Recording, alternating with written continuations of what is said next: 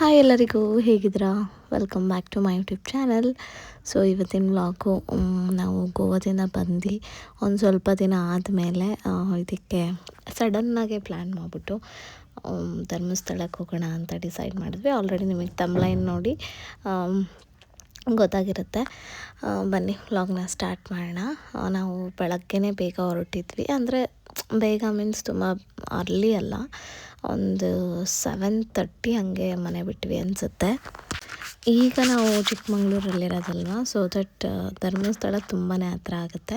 Like ನಮಗೆ hardly 1.5 ಗಂಟೆ journey ಅಷ್ಟೇ. ಟ್ರಾಫಿಕ್ ಎಲ್ಲ ಏನೂ ಇಲ್ಲ, ಅಂದರೆ ಸ್ವಲ್ಪ ಘಾಟ್ ಸೆಕ್ಷನ್ ಇಳಿಯೋದು ಸ್ವಲ್ಪ ಲೇಟ್ ಆಗುತ್ತೆ. ಸೊ ಹೋಗ್ತಾ ದಾರಿಯಲ್ಲಿ ನೋಡ್ಬೋದು, ತುಂಬ ಚೆನ್ನಾಗಿತ್ತು. ಕಾಫಿ ಹೂವು ಇವಾಗ ಬಿಡೋಕ್ಕೆ ಸ್ಟಾರ್ಟ್ ಆಗಿದೆ ಅಲ್ಲ, ಲೈಕ್ ಸ್ನೋಫಾಲ್ ಬಿದ್ದಂಗೆ ಆಗಿತ್ತು. ಆ ಮಿಸ್ಟ್ ಜೊತೆಗೆ ಸ್ನೋಫಾಲು ನೋಡೋಕ್ಕೆ ಒಂಥರ ಸಖತ್ತಾಗೇ ಇತ್ತು. ಅಷ್ಟು ನನಗೆ ಆದಷ್ಟು ಕ್ಯಾಪ್ಚರ್ ಮಾಡಿದ್ದೀನಿ, ಯಾಕೆಂದರೆ ದೀಪು ಸ್ಪೀಡಾಗಿ ಹೋಗ್ತಾಯಿದ್ರು, ಸ್ಲೋಮೋ ಮಾಡಿ ಎಲ್ಲ ಮಾಡಿದ್ದೀನಿ. ಅದು ಡೈರೆಕ್ಟಾಗಿ ನೋಡೋಕ್ಕೆ ತುಂಬ ಚೆನ್ನಾಗಿರುತ್ತೆ. ಕಾಫಿ ಹೂವು ಬಿಟ್ಟಿರುತ್ತಲ್ಲ, ಅದು ಸೇಮ್ ಒಂದೊಂದು ಸ್ನೋ ಬಿದ್ದಂಗೆ, ಎಲೆ ಮೇಲೆಲ್ಲ ಸ್ನೋ ಬಿದ್ದಂಗಿತ್ತು, ಚೆನ್ನಾಗಿತ್ತು. ಸೊ ನೀವು ಈ ಟೈಮಲ್ಲಿ ಚಿಕ್ಕಮಂಗ್ಳೂರಿಗೆ ಬಂದರೆ ಇದನ್ನು ಪೂರ್ತಿ ಇದನ್ನೇ ನೋಡ್ಬೋದು ನೀವು. ಅಪ್ ಟು ಇದ್ರ ತನಕ ಹೋಗೋ ತನಕ, ಧರ್ಮಸ್ಥಳ ಕುಕ್ಕೆ ಕಡೆ ಎಲ್ಲ ಹೋದರೆ ಇದನ್ನೇ ನೋಡ್ಬೋದು. ಅಲ್ಲಿ ಆ ಥರ ಇತ್ತು ವೆದರು. ಸಡನ್ನಾಗೆ ಒಂದು ಸ್ವಲ್ಪ ದೂರ ಫುಲ್ಲು ಫಾಗ್ ಆಗಿಬಿಡ್ತು. ಒಂದು ಆಲ್ರೆಡಿ 9 ಗಂಟೆ ಆಗಿತ್ತೇನಪ್ಪ, ನಾವು ತಿಂಡಿ ಮುಗಿಸ್ಕೊಂಡು ಹೋಗಬೇಕಾದ್ರೇನೋ ಅಥವಾ ಇನ್ನು ಮುಂಚೆನೋ ಫುಲ್ಲು ಫಾಗ್ ಇತ್ತು. ಅಷ್ಟೊತ್ತಾದರೂ ಅಲ್ಲಿ ಹಾಗೆ ಇತ್ತು. ಬಟ್ ಈ ಥರ ಇದ್ದರೆ ತುಂಬಾ ಕಷ್ಟ ಡ್ರೈವಿಂಗ್ ಮಾಡೋದು. ಅದಕ್ಕೆ ನಿಧಾನಕ್ಕೆ, ಎಲ್ಲರೂ ಅಷ್ಟೇ ಆರನ್ ಮಾಡ್ಕೊಂಡು ಹೋಗ್ತಾಯಿದ್ರು. ಸೊ ನಾವು ನಿಧಾನಕ್ಕೆ ಬಂದ್ವಿ, ಅಲ್ಲೊಂಚೂರು ಟೈಮ್ ವೇಸ್ಟ್ ಆಯ್ತು ನಮಗೆ. ಆಮೇಲೆ ಕೊಟ್ಟಿಗೆಹಾರ ಬಂದ್ವಿ. ಕೊಟ್ಟಿಗೆಹಾರದಲ್ಲಿ ಟಿಫನ್ ಮಾಡೋಣ ಅಂತ ಡಿಸೈಡ್ ಮಾಡ್ಕೊಂಡ್ವಿ. ಅಲ್ಲಿಗೆ ಹೋಗ್ತಾ ಆಲ್ಮೋಸ್ಟ್ ಎಲ್ಲ ಇಲ್ಲೇ ಇದು ಮಾಡ್ತಾರೆ, ಸ್ಟಾಪ್ ಮಾಡ್ತಾರೆ. ಆಬ್ವಿಯಸ್ಲಿ ಇಲ್ಲಿ ಬಂದಮೇಲೆ ನೀರು ದೋಸೆ ತಿನ್ನಲೇಬೇಕು. ಸೊ ನೀರು ದೋಸೆ ತೊಗೊಂಡಿದ್ವಿ. ನನಗೆ ಯೂಶ್ವಲಿ ತುಂಬ ಇಷ್ಟ, ನಾನು ಮನೇಲಿ ಮಾಡ್ತಾನೆ ಇರ್ತೀನಿ. ಏನಾದರೂ ನಾನ್ ವೆಜ್ ಮಾಡಿದಾಗ ತುಂಬ ಮಾಡ್ತೀನಿ. ವೆಜ್ ಅಂದರೆ ಅದನ್ನೇ ಪರ್ಟಿಕ್ಯುಲರಾಗಿ ತಿಂಡಿ ಮಾಡೋದು ಕಮ್ಮಿ. ಬಟ್ ನಾನು ಇವಾಗ ಸಂಜೆ ನಾನ್ ವೆಜ್ ಮಾಡ್ತೀನಿ ಅಂತ ಅಂದಾಗ ಬೆಳಗ್ಗೆನೇ ನೆನೆ ಹಾಕ್ಬಿಡ್ತೀನಿ. ಈ ಥರ ಸಡನ್ನಾಗೆ ಯಾಕೆ ಹೊರಟಿದ್ದೀವಿ ಅಂದರೆ, ನಾವು ಇಯರ್ಲಿ ಒನ್ಸ್ ಆದರೂ ಹೋಗ್ತೀವಿ, ವರ್ಷಕ್ಕೊಂದ್ಸಲಿ ಹೋಗಿ ಬರ್ತೀವಿ ಕುಕ್ಕೆ ಸುಬ್ರಹ್ಮಣ್ಯ ಮತ್ತು ಧರ್ಮಸ್ಥಳಕ್ಕೆ. ಅದು ಆವಾಗಿಂದನೂ ಪ್ರಾಕ್ಟೀಸು ನಮ್ಮ ಮನೇಲೆಲ್ಲರಿಗೂ. ಸೊ ಅದಕ್ಕೆ ಎಲ್ಲರೂ ವರ್ಷ ಹೋಗ್ತೀವಿ. ಈ ಸಲ ಒಂದು 2 ಮಂತ್ಸ್ ಲೇಟೇ ಆಗಿತ್ತು ಅನಿಸುತ್ತೆ, ಹೋಗೋಕ್ಕಾಗಿರಲಿಲ್ಲ. ಚಿಕ್ಕಮಂಗ್ಳೂರಿಗೆ ಶಿಫ್ಟ್ ಆದಮೇಲೆ ಹೋಗೋಣ ಅಂದ್ಕೊಂಡ್ಮೇಲೆ ಏನೇನೋ ಆಯಿತು, ಅಲ್ಲಿ ಇಲ್ಲಿ ಓಡಾಡೋದು ಅದೇ ಆಗೋಯಿತು. ನಾವು ಇಲ್ಲಿ ಶಿಫ್ಟ್ ಆದಾಗಿಂದ ಕರೆಕ್ಟಾಗಿ ಒಂದು ದಿವಸನೂ, ಅಂದರೆ ಒಂದು ತಿಂಗಳು ಕಂಟಿನ್ಯೂಸ್ ಆಗಿ ಚಿಕ್ಕಮಂಗ್ಳೂರಲ್ಲಿ ಇದ್ದೀವಿ ಅಂತ ಹೇಳಂಗೆ ಇಲ್ಲ. ಅಲ್ಲೊಂದು 15 ಡೇಸು, ಇಲ್ಲೊಂದು 15 ಡೇಸ್ ಹಿಂಗೆ ಆಗ್ತಾಯಿದೆ. ನೋಡಿ ಪಾಪು ಆಟ ಆಡ್ಕೊಂಡಿದ್ಲು, ಅವಳಿಗೆ ಒಂಚೂರು ಇದೆಲ್ಲ ಹಾಕ್ಬಿಟ್ಟು ಆರಾಮಾಗೆ ಮಲ್ಕೊಳ್ಳೋ ಥರ ಮಾಡಿದ್ದೆ. ಅವಳೇನು ಮಲ್ಗಲ್ಲ, ಇದೆ ನಮ್ಮ ಲಾಂಗ್ ಜರ್ನಿನೂ ಅಲ್ಲ, ಬಟ್ ಸ್ಟಿಲ್ ಹಿಂದೆ ಅವ್ರ ತಾತ ಇದ್ಲು ಅಂತ ಇರ್ತಾಳೆ. ಅವಳು ಹಿಂದೆ ಇರೋದೇ ಇಲ್ಲ, ನನ್ನ ಮೇಲೇ ಕೂತ್ಕೊಂಡಿರ್ಬೇಕು ಅಂತಾಳೆ. ಅದೊಂದು ಬೇಜಾರು ನನಗೆ.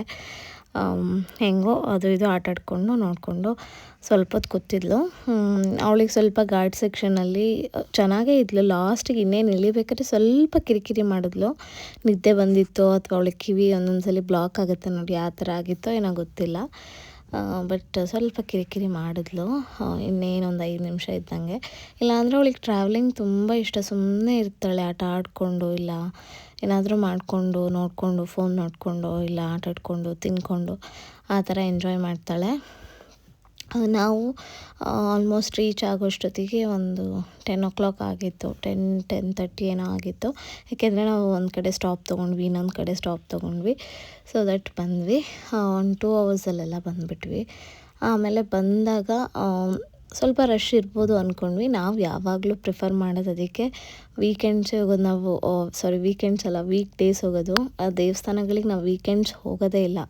ಸೊ ಆಫೀಸ್ ಇದ್ದರೂ ಪರವಾಗಿಲ್ಲ, ಒಂದಿನ ರಜಾ ಹಾಕ್ಕೊಂಡು ಹೋದರೂ ಪರವಾಗಿಲ್ಲ ಅಂತ ನಾವು ಎಂಥ ಕಡೆ ಹೋದ್ರೂ ವೀಕ್ ಡೇಸೇ ಹೋಗೋದು.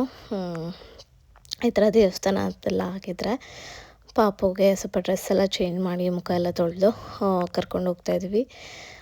ಸ್ವಲ್ಪ ಆದರೂ ರಶ್ ಇರುತ್ತೆ ಅಂತ ನಾನು ಅಂದ್ಕೊಂಡೆ, ಬಟ್ ಒಂಚೂರು ರಶ್ ಇರಲಿಲ್ಲ.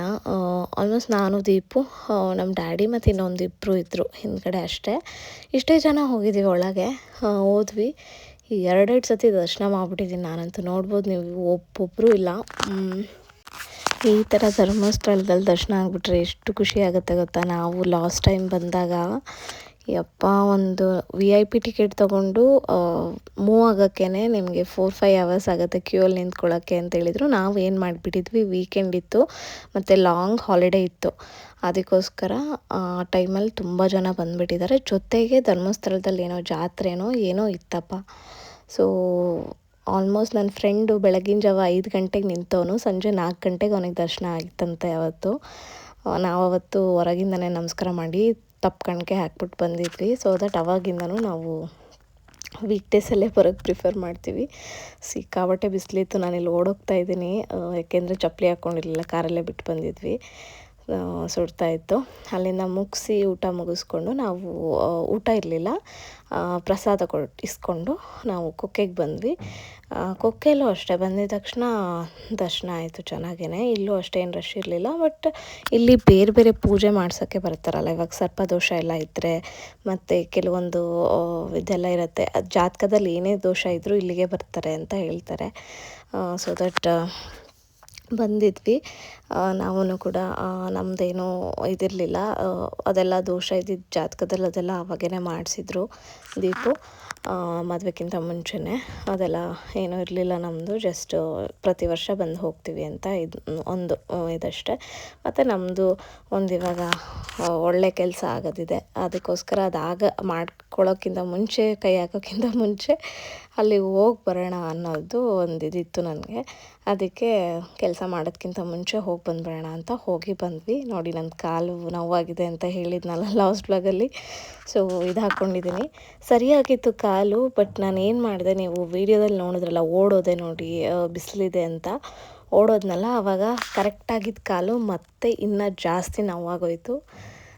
ತುಂಬಾ ನೋವಾಯಿತು ಅಂತ ಹೇಳ್ಬೋದು. ಆಮೇಲೆ ಅದನ್ನು ಮುಗಿಸ್ಕೊಂಡು ನೆಕ್ಸ್ಟ್ ಡೇನೇ ನಾವು ಶಿವಮೊಗ್ಗ ಬಂದ್ವಿ. ಯಾಕೆ ಅಂದರೆ ನನ್ನ ಫ್ರೆಂಡ್ದು ಮದುವೆ ಇತ್ತು, ನನ್ನ ಬೆಸ್ಟ್ ಫ್ರೆಂಡ್ ಅನನ್ಯ ಅಂತ.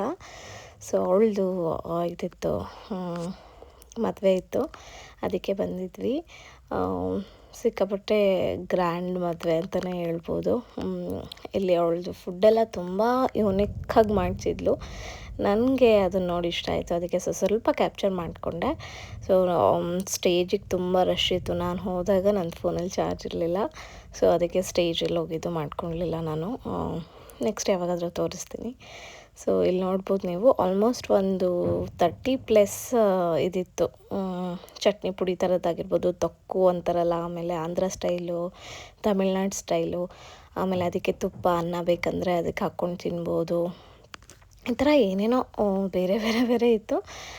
ಚೆನ್ನಾಗಿತ್ತು, ಅಂದರೆ ಸ್ವಲ್ಪ ಯೂನಿಕ್ ಆಗಿತ್ತು. ಬೇರೆ ಬೇರೆ ಥರ ಎಲ್ಲ ಮಾಡಿಸಿದ್ಕಿಂತ ಈ ಥರ ಎಲ್ಲ ಥರ ಚಟ್ನಿ ಪುಡಿಗಳು ಇದು ಎಲ್ಲ, ಆಮೇಲೆ ಎಲ್ಲ ಥರದ್ದು ಉಪ್ಪಿನಕಾಯಿಗಳು ಎಲ್ಲದನ್ನು ಟ್ರೈ ಮಾಡಿದೆ ನಾನು.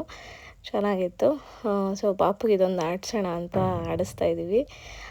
ನೋಡ್ಬೋದು ಇಲ್ಲಿ, ಅವಳಿಗೆ ಅದು ಅಷ್ಟು ಅರ್ಥ ಆಗ್ತಿರ್ಲಿಲ್ಲ, ಇವ್ರು ಯಾಕೆ ಕೊಡ್ತಿಲ್ಲ ಅನ್ನೋದು ಅಷ್ಟೇ ಅವಳಿಗೆ ಗೊತ್ತಾಗ್ತಿತ್ತು. ಬಟ್ ಅದರೊಳಗೆ ಇಲ್ಲ, ಅವ್ರು ಆಟಾಡಿಸ್ತಿದ್ದಾರೆ ಅನ್ನೋದು ಅಷ್ಟು ಅರ್ಥ ಆಯಿತೋ ಇಲ್ಲ ಅವಳಿಗೆ ಗೊತ್ತಿಲ್ಲ. ಮೇ ಬಿ ಅದು ಅವರು ಸ್ಟ್ರೇಂಜರ್ ಅಲ್ವಾ, ಅವರು ಅದಕ್ಕೆ ಅಷ್ಟು ಕಂಫರ್ಟಬಲ್ ಇರಲಿಲ್ಲ ಅವಳು. ಆಮೇಲೆ ನಮ್ಮ ಅಪ್ಪಂಗೆ ಆಡ್ಸಿದ್ವಿ ತಾಳು ನೋಡೋಣ ಅಂತ. ನಮ್ಮ ಅಪ್ಪಂಗೆ ಯಾಕಂದರೆ ಈ ಥರದ್ದು ಒಂದು ಕಾನ್ಸೆಪ್ಟ್ ಇದೆ ಅಂತಲೇ ಗೊತ್ತಿಲ್ಲ. ನಾವು ಸುಮ್ಮನೆ ರೆಡಿ ಐಸ್ ಕ್ರೀಮ್ ಇಸ್ಕೊಂಬಿಡು ಅವ್ರ ಹತ್ರ, ನೋಡೋಣ, ನಾನು ನಿನಗೆ 100 ರೂಪಾಯಿ ಕೊಡ್ತೀನಿ ಅಂತ ಚಾಲೆಂಜ್ ಮಾಡಿದೆ. ಅಂದರೆ ಹೋಗಿದ ತಕ್ಷಣ ನೀನು ಇಸ್ಕೋಬೇಕು ಅಂತ ಹೇಳಿದ್ದೆ. ಸೊ ಅವರು ಮಾಮೂಲಿ ಹೋಗಿ ಇಸ್ಕೊಂಬರ್ತೀನಿ ಅಂತ ಹೋದರು. ಆಮೇಲೆ ನೋಡಿದ್ರೆ ಹಿಂಗೆ ಆಟಾಡ್ಸಿದ್ರು. ಅವ್ರಿಗೆ ಫುಲ್ಲು ಇದೇನಪ್ಪ ಇದು ಅಂದರೆ ಅವ್ರಿಗೆ ನಾನು ಹೇಳಿದ್ದೆ ಪರ್ಟಿಕ್ಯುಲರ್ಗೆ, ಎಲ್ಲರಿಗಿಂತ ಜಾಸ್ತಿ ಆಟಾಡ್ಸ್ರಿ ಇವರಿಗೆ ಅಂತ. ಚೆನ್ನಾಗಿ ಆಟಾಡ್ಸಿದ್ರು. ನಮ್ಮ ಅಪ್ಪಂಗೆ ಇದೇನು ಈ ಥರ ಮಾಡ್ತೀಯಾರಲ್ಲ ಅಂತ, ಈ ನೋಡಲ್ಲಿ ಇಸ್ಕೊತಾರೆ, ಇದು ಹಿಂಗಾಗುತ್ತೆ ಅಂತ. ಸೊ ಮಜಾ ಇತ್ತು ಇದು ಮಾತ್ರ. ಸೊ ನಾವು ಊಟ ಎಲ್ಲ ಮುಗಿಸ್ಕೊಂಡು ಸ್ಟೇಜಿಗೆ ಹೋಗಿ ಎಲ್ಲ ಬರೋಷ್ಟೊತ್ತಿಗೆ ತುಂಬಾ ಲೇಟಾಗೋಯಿತು. ಆಮೇಲೆ ನಾನು ಏನೋ ವೀಡಿಯೋ ಕ್ಯಾಪ್ಚರ್ ಮಾಡ್ಕೊಳಕ್ಕಾಗಲಿಲ್ಲ. ಸೊ ಆಮೇಲೆ ಸ್ವಲ್ಪ ದೀಪು ಫೋನಲ್ಲಿ ನಂದು ಸ್ಯಾರಿದು ಒಂಚೂರು ಮಾಡಿ ಅಂತ ಮಾಡಿಸ್ಕೊಂಡೆ. ಆಲ್ಮೋಸ್ಟ್ ಇದು ಹೋಗಬೇಕಾದ್ರೆ. ಸೊ ಇದು ಸ್ಯಾರಿ ನಾನು ಅವಳ ಮದುವೆಗೆ ಅಂತಲೇ ತೊಗೊಂಡಿದ್ದು. ನನ್ನ ಅಕ್ಕನ ಮದುವೆಲಿ ಒಂದು ಗ್ರೀನ್ ಕಲರ್ ಉಟ್ಕೊಂಡಿದ್ನಲ್ಲ, ಅಂದರೆ ಪಿಸ್ತಾ ಗ್ರೀನು, ಅದ್ರ ಜೊತೆಗೆ ತೊಗೊಂಡಿದ್ದು, ತೋರಿಸಿದೆ ಅನಿಸುತ್ತೆ. ಸೊ ಇವತ್ತು ವೇರ್ ಮಾಡಿದ್ದೀನಿ ನೋಡಿ.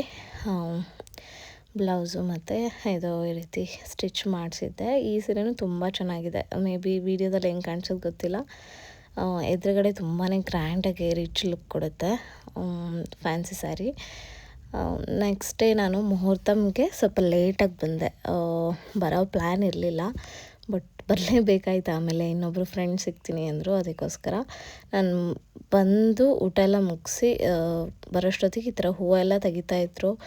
ತುಂಬ ಚೆನ್ನಾಗಿತ್ತು ಕಲರ್ ಕಾಂಬಿನೇಷನ್ನು. ಅಷ್ಟು ಚೆನ್ನಾಗಿ ಮಾಡಿಸಿದ್ಲು ಅವಳು. ತುಂಬ ಪರ್ಟಿಕ್ಯುಲರ್ ಎಲ್ಲದರಲ್ಲೂ ಇದೇ ಥರ ಆಗಬೇಕು ಅಂತ. ಸೊ ಚೆನ್ನಾಗಿ ಮಾಡಿಸ್ಕೊಂಡಿದ್ಲು ಎಲ್ಲದನ್ನು. ಅದನ್ನೆಲ್ಲ ಮುಗಿಸಿ ಮನೆಗೆ ಬಂದು ರೆಸ್ಟ್ ಮಾಡಿ ಇದು ಮಾಡಿದೆ. ಅವತ್ತು ಮ್ಯಾಚ್ ಇತ್ತು, ಫೈನಲ್ಸ್ ಇತ್ತು ಅನಿಸುತ್ತೆ. ಅವತ್ತು ನಾನು ದೀಪು ಇಲ್ಲೇ ಮೋಮೋಸ್ ತಿನ್ನೋಕ್ಕೆ ಅಂತ ಬಂದಿದ್ವಿ ಗೋಪಾಳಕ್ಕೆ. ಶಿವಮೊಗ್ಗನ ನಾವು ತುಂಬ ಮಿಸ್ ಮಾಡ್ಕೋತೀವಲ್ಲ. ಸೊ ಯಾವಾಗಲೂ ಇಲ್ಲಿದ್ದಾಗ ನನಗೆ ಏನು ಇಷ್ಟನೋ ಅದನ್ನು ತಿನ್ನೋಕ್ಕೆ ಇಷ್ಟಪಡ್ತೀನಿ ನಾನು. ಅಂದರೆ ಗೋಪಾಳಕ್ಕೆ ಬರೋಕ್ಕೆ ಇಷ್ಟಪಡ್ತೀವಿ, ಯಾಕೆಂದರೆ ನಾವು 3 ವರ್ಷ ಗೋಪಾಳದಲ್ಲೇ ಇದ್ವಿ ಅಲ್ಲ. ಸೊ ಅದಕ್ಕೆ ಇಲ್ಲಿ ಮೋಮೋಸ್ ತಿಂದ್ಕೊಂಡು ಇದನ್ನು ಏನೋ ಮ್ಯಾಚ್ನ ನೋಡ್ತಾ ಇದ್ವಿ. ಸೊ ಈ ಥರ ಆಯಿತು. ಆಮೇಲೆ ಅದು 1 ವೀಕ್ ಫುಲ್ ಹೆಕ್ಟಿಕ್, ನಮಗೆ ಮನೆಯಲ್ಲೇ ಇರ್ತಾ ಇರಲಿಲ್ಲ. ಸೊ ಅದನ್ನೆಲ್ಲ ಮುಗಿಸಿ ನಾನು ಬಂದಿದ್ದೆ ಇದಕ್ಕೋಸ್ಕರನೇ. ನಮ್ಮ ಇವ್ರದ್ದು ಮನೆಯಲ್ಲಿ ಹಬ್ಬ ಇತ್ತು, ಅಜ್ಜಿ ಮನೆಯಲ್ಲಿ ಮಾರಿ ಹಬ್ಬ. ಇದು 5 ವರ್ಷಕ್ಕೊಂದ್ಸಲಿ ಆಗೋದು. ಸೊ ದಟ್ ಎಲ್ಲರೂ ತುಂಬ ಗ್ರ್ಯಾಂಡಾಗಿ ಮಾಡ್ತಾರೆ. ಸೊ ನಾನು ಬರೋಷ್ಟೊತ್ತಿಗೆ ರಂಗೋಲಿ ಹಾಕಿದ್ರು, ಮತ್ತು ಮನೆಗೆಲ್ಲ ಲೈಟ್ಸ್ ಹಾಕಿ ಒಂಥರ ತುಂಬಾ ಗ್ರ್ಯಾಂಡಾಗಿ ಮಾಡ್ತಾರೆ ಮಾರಿ ಜಾತ್ರೆನ.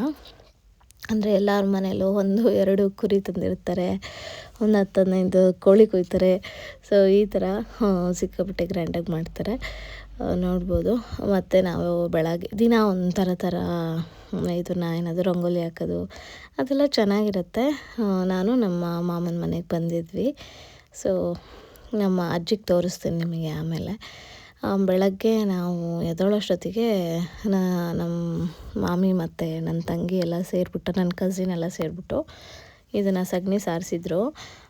ಸಗಣಿ ಸಾರಿಸಿನೇ ರಂಗೋಲಿ ಹಾಕಿದ್ರೆ ಎಷ್ಟು ಚೆನ್ನಾಗಿರುತ್ತೆ ಅದ್ರ ಮೇಲೆ ಲುಕ್ಕು. ಮಾಮೂಲಿ ನೆಲದ ಮೇಲೆ ಹಾಕಿದ್ರೆ ಅಷ್ಟು ಚೆನ್ನಾಗಿ ಬರೋಲ್ಲ. ಸೊ ಆ ಡಾರ್ಕ್ ಇದ್ರ ಮೇಲೆ ಹಾಕಿದ್ರೆ ತುಂಬ ಚೆನ್ನಾಗಿ ಬರುತ್ತೆ. ಸೊ ಅವಳು ರಂಗೋಲಿ ಹಾಕಿದ್ಲು, ನಾನು ಅದಕ್ಕೆ ಬಣ್ಣ ಹಾಕ್ತಿದ್ದೆ. ನನಗೆ ಇಷ್ಟೊಂದು ಪರ್ಫೆಕ್ಟಾಗೆಲ್ಲ ರಂಗೋಲಿ ಹಾಕೋಕ್ಕೆ ಬರೋದೇ ಇಲ್ಲ. ಸೊ ಅದೊಂದು ಹಿಂಗೆ ಏನು ಹಾಕೋಕ್ಕೂ ಬರೋಲ್ಲ ನನಗೆ. ಸೊ ಅದಕ್ಕೆ ಅವಳಿಗೆ ಇಲ್ಲಿ ರಂಗೋಲಿನ ಅಂದರೆ ಆ ಬಣ್ಣ ತುಂಬಕ್ಕೆ ಹೆಲ್ಪ್ ಮಾಡ್ತಾಯಿದ್ದೀನಿ. ಈ ಥರ ಎಲ್ಲರ ಮನೆಯಲ್ಲೂ ಬೆಳಗ್ಗೆನೇ ಆಗ್ತಾಯಿರ್ತಾರೆ. ನಾವು ಈ ಥರ ತುಂಬ ದಿನ ಹೋಗಿ ಇರೋದು ಅದೆಲ್ಲ ಈ ಥರ ಜಾತ್ರೆ ಟೈಮಲ್ಲೇ ಅಲ್ವಾ. ಎಲ್ಲರೂ ಬಂದಿರ್ತಾರೆ, ಎಲ್ಲರ ಮನೆಯಲ್ಲೂ ನೆಂಟರು, ಎಲ್ಲರ ಮನೆಯಲ್ಲೂ ಮಕ್ಕಳು, ಎಲ್ಲರ ಮನೆಯಲ್ಲೂ ಅಂದರೆ ಜಾತ್ರೆ ಥರನೇ ಇರುತ್ತೆ. ಸೊ ಅಷ್ಟು ಜನ ನೋಡಿ. ಈ ಥರ ಅಂದರೆ ಏನಾಗ್ಬಿಟ್ಟಿದೆ ಅಂದರೆ ಇದು 3ನೇ ದಿನ ಆಗ್ತಿರೋದು ಅನಿಸುತ್ತೆ ರಂಗೋಲಿ. ಸೊ ಅದಕ್ಕೆ ನಮಗೆ ಏನಾಗ್ಬಿಟ್ಟಿತ್ತು, ಬಣ್ಣ ಖಾಲಿ ಆಗಿಬಿಟ್ಟಿತ್ತು. ಎಷ್ಟಿತ್ತು ಬಣ್ಣ ಅಷ್ಟರಲ್ಲೇ ನಾವು ಕವರ್ ಮಾಡಿದ್ವಿ. ನಮ್ಮಪ್ಪ ಯಾಕೆ ಹಾಕ್ತಿದ್ದಾರೆ ಅಂದರೆ, ನಮ್ಮಪ್ಪ ಆರ್ಟಿಸ್ಟ್ ಅಲ್ವಾ, ಅವರಿಗೆ ಕ್ಲೀನಾಗಿ ಲೈನು ಏನು ನಮಗಾದರೆ ಆ ಥರ ಸ್ಟ್ರೈಟ್ ಲೈನ್ ಹಾಕೋಕ್ಕೆ ಬರೋಲ್ಲ. ಅವ್ರು ಅದಕ್ಕೆ ನಾನು ಬಾರ್ಡ್ರ್ ಹಾಕ್ಕೊಡ್ತೀನಿ ಅಂತ ಕ್ಲೀನಾಗೆ ಸಗಣಿ ಸಾರಿಸಿದಾರಲ್ವ ಅದ್ರ ಸುತ್ತಕ್ಕೆ ಹಿಂಗೆ ಬಾರ್ಡ್ರ್ ಹಾಕಿದ್ರು. ಅದೊಂಥರ ಇನ್ನೂ ಚೆನ್ನಾಗಿ ಲುಕ್ ಕೊಡ್ತು ಅಂತಲೇ ಹೇಳ್ಬೋದು. ಅದಕ್ಕೆ ನಮ್ಮಪ್ಪ ಅದಕ್ಕೂ ಬಣ್ಣ ತುಂಬ್ರಿ ಅಂತ ನಮ್ಮಪ್ಪ, ಇದಕ್ಕೆ ಬಣ್ಣ ಇಲ್ಲ ನಮಗೆ. ಸೊ ಅದಾದಮೇಲೆ ಇಲ್ಲೇನೋ ಬರೆದಿದ್ರು, ಅದಕ್ಕೂ ಬಣ್ಣ ಹಾಕಿದ್ವಿ. ಸೊ ಈ ಥರ ಆಯಿತು ಗೈಸ್. ಇದು ಹಬ್ಬ ಎಲ್ಲ ಚೆನ್ನಾಗಾಯಿತು. ಸೊ ಅಷ್ಟೇ ಗೈಸ್ ಇವತ್ತಿನ ವ್ಲಾಗು. ಮೇ ಬಿ ನಿಮ್ಗೆ ಇಷ್ಟ ಆಗಿರುತ್ತೆ ಅಂತ ಅಂದ್ಕೊಂಡಿದ್ದೀನಿ. ಸೊ ನೆಕ್ಸ್ಟು ಡೈಲಿ ವ್ಲಾಗ್ಗಳನ್ನ ಹಾಕೋಕ್ಕೆ ಟ್ರೈ ಮಾಡ್ತೀನಿ. ಸೊ ಚಾನಲ್ನ ಸಬ್ಸ್ಕ್ರೈಬ್ ಮಾಡಿಕೊಂಡು ವೀಡಿಯೋಸ್ನ ನೋಡಿ. ಮತ್ತು ನಿಮಗೆ ಇನ್ನೊಂದು ವ್ಲಾಗಲ್ಲಿ ಸಿಗ್ತೀನಿ. ನೋಡಿ, ಇವರೇ ನಮ್ಮ ಅಜ್ಜಿ, ಏಜ್ ಆಗಿದೆ ತುಂಬ, ನಮ್ಮ. ಸೊ ನೆಕ್ಸ್ಟ್ ವ್ಲಾಗಲ್ಲಿ ಸಿಗ್ತೀನಿ. ಬಾಯ್.